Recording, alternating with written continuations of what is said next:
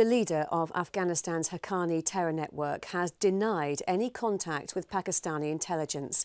Siraj Haqqani also claims the US has tried to persuade him to enter peace talks with Hamid Karzai's government. But two aid agencies are warning Afghanistan's women could pay the price for any peace deal with militants.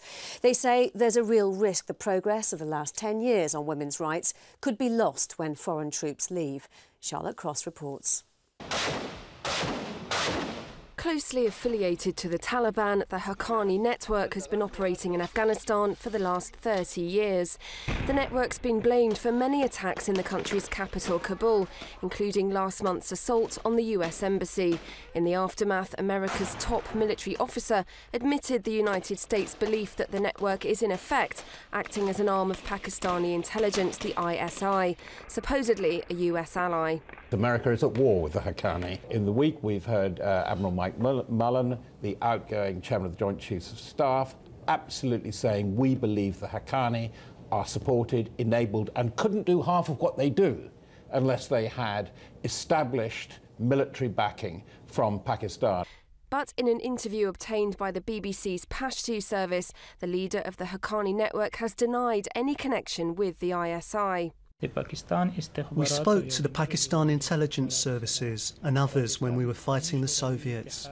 We've had contacts with many countries' intelligence services since then, but none to our benefit. Siraj Haqqani insists the organisation remains loyal to the Taliban and continues to receive orders from its head, Mullah Omar. Mullah Omar is our leader and we obey him.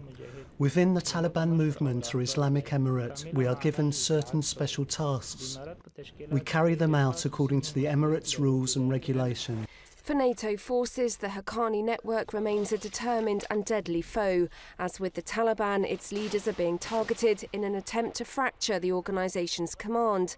Over the weekend, NATO announced a major success, the capture of Haqqani's military commander in Afghanistan, Haji Mali Khan. They are a very violent and brutal group. They are focusing on the east of Afghanistan and they are spreading with their activities into Kabul. This taking of one of their senior leaders on Afghan soil into imprisonment is a big step forward and will be a serious step back for the Haqqani network. Meanwhile, two leading British aid agencies say they're deeply concerned that women's rights in Afghanistan are under threat after 10 years of progress. According to Oxfam and ActionAid, many Afghan women are worried that improvements in areas like education and the right to work could be sacrificed to secure a political deal with the Taliban. What they're worried about is in the search to find a settlement, their rights will be traded away for peace. And women don't want to be back where they were 10 years ago. Some women describe it as being prisoners in their own home under the Taliban rule. The Taliban said things like, the only place for women is in the home or the grave. They just don't want to be back there.